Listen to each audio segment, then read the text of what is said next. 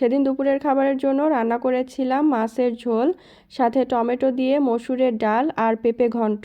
প্রথমে মাছের ঝোলের জন্য আমি বেটে নিয়েছি আস্ত জিরা, সরিষা, পেঁয়াজ, কাঁচামরিচ, আদা আর এলাচ। এখন কড়াইতে পরিমাণ মতো তেল গরম করে লবণ আর হলুদ মেখে রাখা মাছটা প্রথমে ভেজে উঠিয়ে নিব। তারপর তেলের মধ্যে পেঁয়াজ কুচি দিয়ে হালকা ভেজে আস্ত জিরা দিয়ে দিলাম। জিরাটা দিয়ে ভেজে নিয়ে পরিমাণ মতো পানি দিয়ে, পানিতে বলক আসলে পানির মধ্যে বেটে রাখা মশলা, ধনিয়া গুঁড়া, হলুদের গুঁড়া, শুকনো মরিচের গুঁড়া আর স্বাদ অনুযায়ী লবণ দিয়ে মশলাটা ভালোভাবে কষিয়ে পরিমাণ মতো ঝোলের পানি দিলাম। এখন পানিতে বলক আসলে প্রথমে ভেজে রাখা মাছের মাথাটা দিয়ে ঢেকে দিতে হবে। কিছুক্ষণ পর মাছের মাথাটা উল্টে ঝোলের মধ্যে ভেজে রাখা বাকি মাছগুলোও দিয়ে ঢাকনা দিয়ে ঢেকে যতক্ষণ না সব কিছু সিদ্ধ হচ্ছে ততক্ষণ পর্যন্ত জাল করে নিলেই মাছের ঝোলটা তৈরি হয়ে যাবে।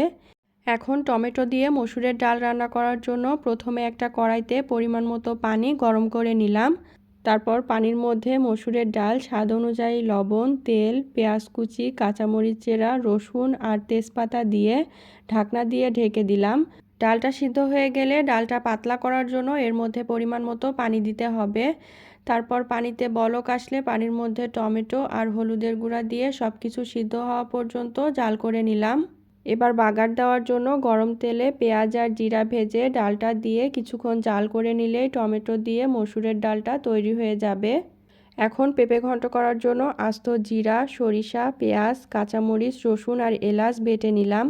এখন চুলায় একটা ফ্রাইং প্যান বসিয়ে প্রথমে কেটে ধুয়ে রাখা পেঁপে দিয়ে পেঁপের মধ্যে পানি, বেটে রাখা মশলা, ধনিয়া গুঁড়া, হলুদের গুঁড়া আর স্বাদ অনুযায়ী লবণ দিয়ে পেঁপেটাকে ভালোভাবে কষিয়ে নিতে হবে। তারপর পেঁপের মধ্যে পরিমাণ মতো পানি দিয়ে ঢাকনা দিয়ে ঢেকে সিদ্ধ করে নিলাম। পেঁপেটা সিদ্ধ হয়ে গেলে ঘন্ট করে নিতে হবে। এখন বাগার দেওয়ার জন্য কড়াইতে পরিমাণ মতো তেল গরম করে পেঁয়াজ ভেজে পেঁয়াজের মধ্যে ভেঙে রাখা বড়ি আর জিরা দিয়ে ভেজে নিলাম।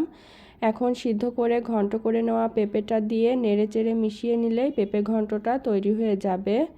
রান্না 3টা করা কমপ্লিট। এখন আমি একটা প্লেটে ভাতের সাথে তরকারি আর সালাদ পরিবেশন করে নিলাম। আর এই তো ছিল আমার দুপুরের খাবার। এখন সব কিছু একসাথে মজা করে খেয়ে নেওয়ার পালা।